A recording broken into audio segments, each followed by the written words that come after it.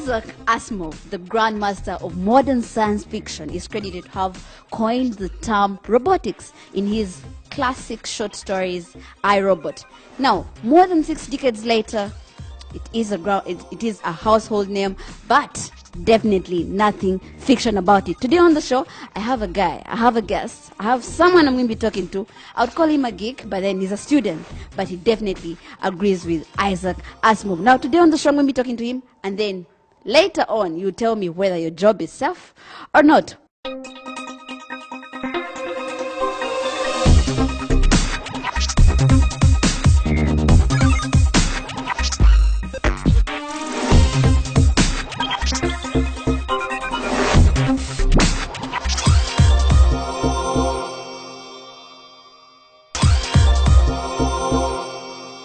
Now, experts have predicted that 30% or even maybe 50% of our jobs are not safe in 10 years to come. We don't see teachers no more, drivers, we don't see astronauts anymore. I actually don't see myself as a TV personality anymore. Pharmacists, the number of jobs that may be replaced by robots is endless. And today on the show, like I said, I have Mwaka Lucky here, a student at Chamberlain University doing mechanical engineering, who has come up with something, who has come up with an innovation that is mind-blowing for a Ugandan. And of course, for a student, his age, I don't know whether you're still young or not, but we shall find out later. But yes, as you can see, we have a robot in front of us. He's going to be taking us through it.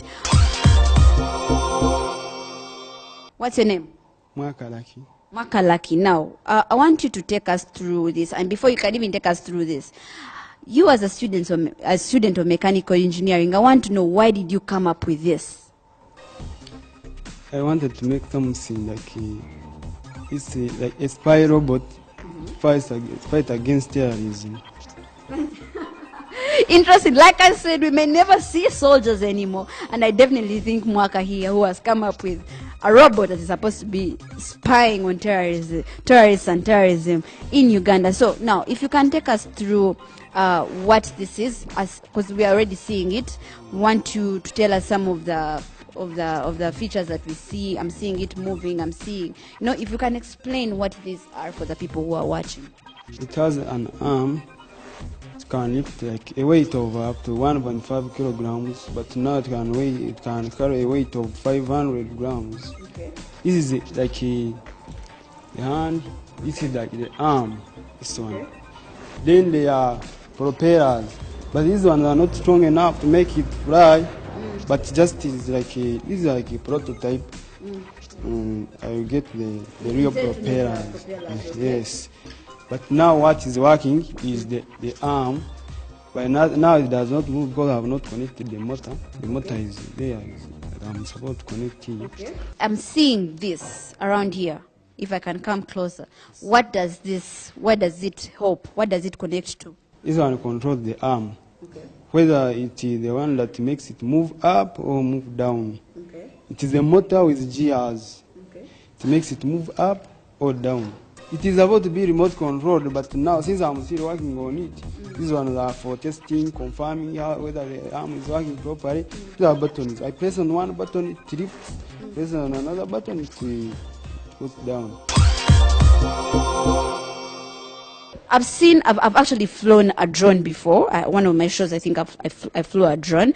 Now, it didn't have the wires that I am seeing, because I say these are for testing. Okay. Testing, confirm whether this one the arm is working. Okay. Because I have to first complete it. You put the camera, then I make it remote control. This one I will remove it. When it is complete, this one will be in a they are just for testing. What are some of the functionalities? It will have a camera. It will have a camera. Okay. You have a camera. Send the videos through a television channel. Okay. It captures video and also send sound through a television channel. Then it will have a radio receiver, so that when I'm controlling it, I can send it to you. I can talk to you. Okay. When I say something, it will be given out by the radio receiver. Okay. Then it will be giving me video of you through this TV transmit, this camera. So there I will be communicating. Okay, so now I don't know whether we can turn it around so I can be able to see before we can actually put something All right. Now about equipment, I'm seeing a lot of things that are familiar to me, things that I have seen before, not exactly on the robot, but I have seen it around. Okay, so if you can take us through maybe where you got your equipment, what you substituted, what for. All these things I was getting, there are many things. There is a TV antenna, there are computer parts, there are motors from printers and photocopying machines. I got a part from these fans they use in houses. Okay. I also got something from a photocopying machine, this one. I got wheels from a wheelchair. I got some of them I don't remember where I got them from. These I got them from printers. These I use for propellers. Okay, I'm also seeing CDs. Yeah, just for covering. There is the CD where I put the CDs. This one. This one. It is what I used. Then I got something from the cassettes that we are using. Are they tapes? Okay, that's long time ago. Yes, I got something. I put it here.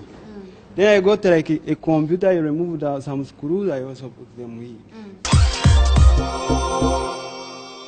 Okay, so one thing for sure, if it's going to be doing spying, don't we see light? Doesn't it need to see where it's going? Doesn't it need light? Right. If you have cameras with night vision, night vision, it can be seeing at night, but you cannot see the real color, but will be seeing something. Night vision cameras. Okay, so the load that it can be able to carry, how much load can it be able to carry? How even when it's finished, what can it carry and what can it not carry? When it's finished, it will be carrying a maximum load of 5 kilograms. But now it lifts 500 grams. 500 grams. I think I wish we can find something that is 500 grams.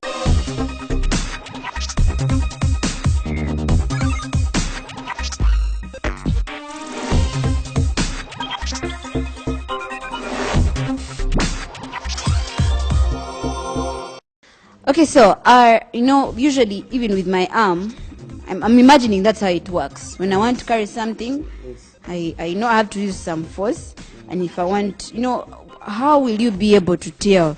Because with things that involve technology, there are failures, there are system failures. That sometimes when you need improvements, we have seen phone applications where you really actually even have to upgrade the software. How do you intend to make it better? Do you intend to make a different version, the next version? How do you intend to make it better?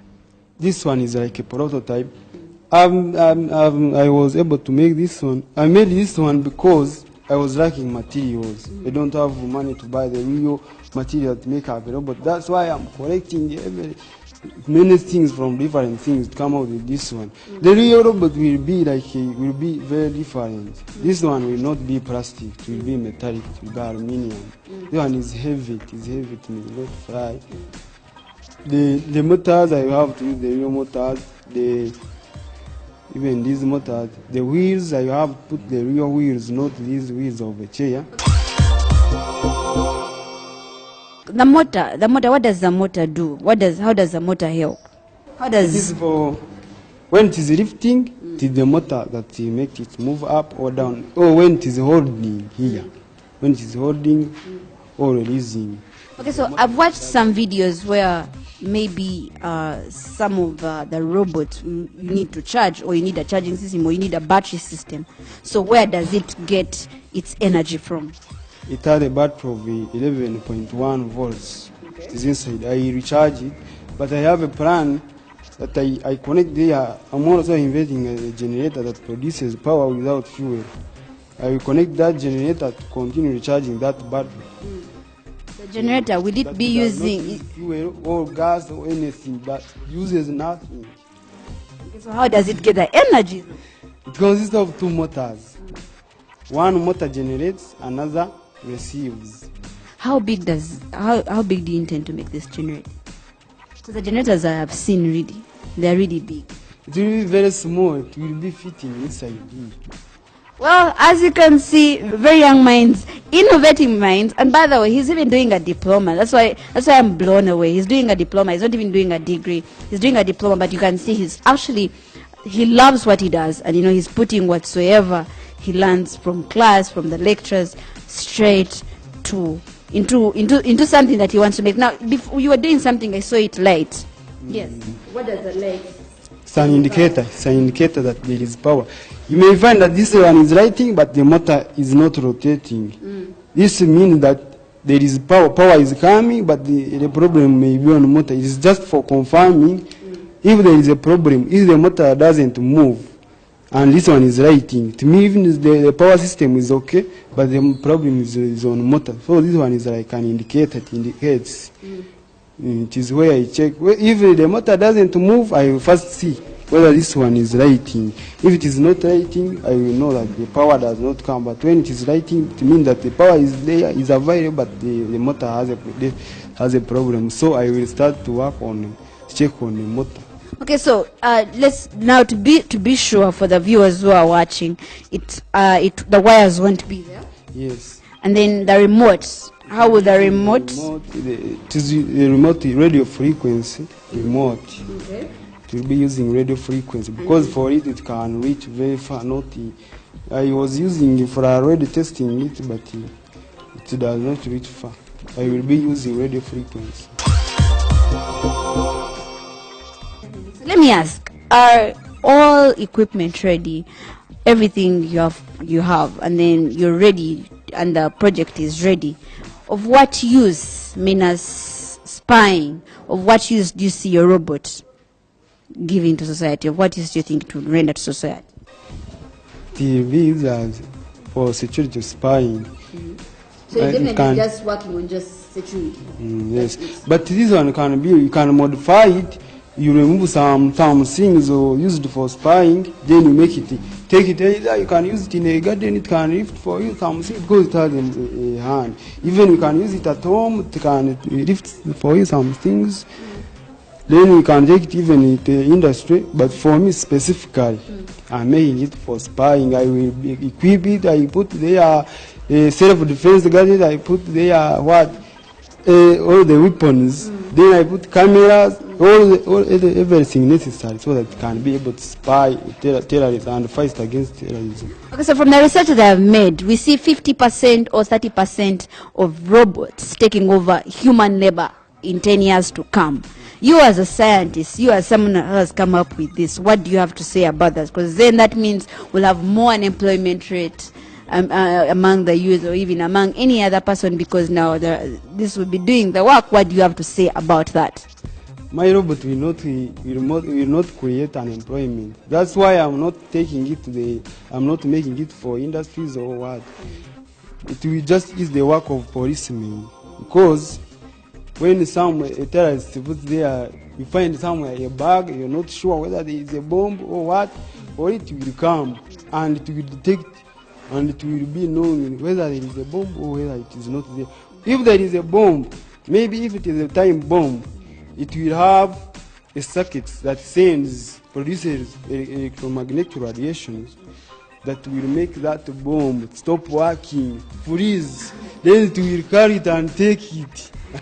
As you can see, he's very, very passionate about what he's doing.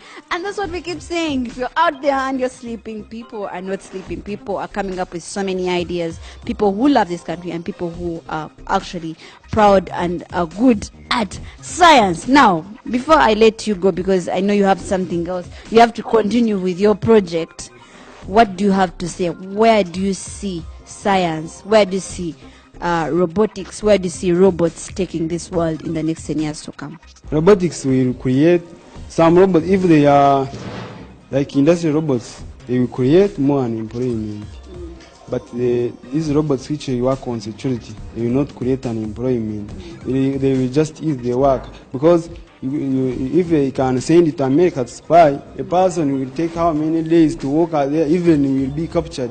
But this one, that spies will not create an employment. But those robotics in industries, in other areas, they will create an employment. What do you think of the technology system in Uganda? Do you think it's supporting? Do you think it's lacking? Considering we are seeing you fans, motors from I don't know where, we're seeing CD players, CD covers, all these things that make up this one small thing that he's working on, this one robot that he's working on, and we can actually see that it's working. So where do you see, what do you think of the technology system in Uganda?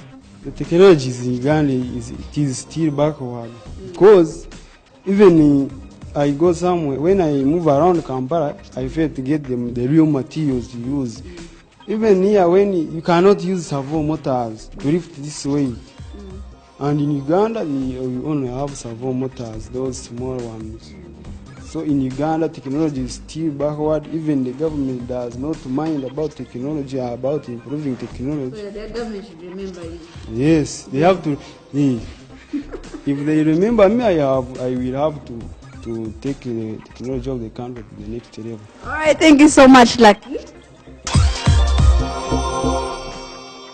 If you're out there and you're watching, we're actually at Chambogo University.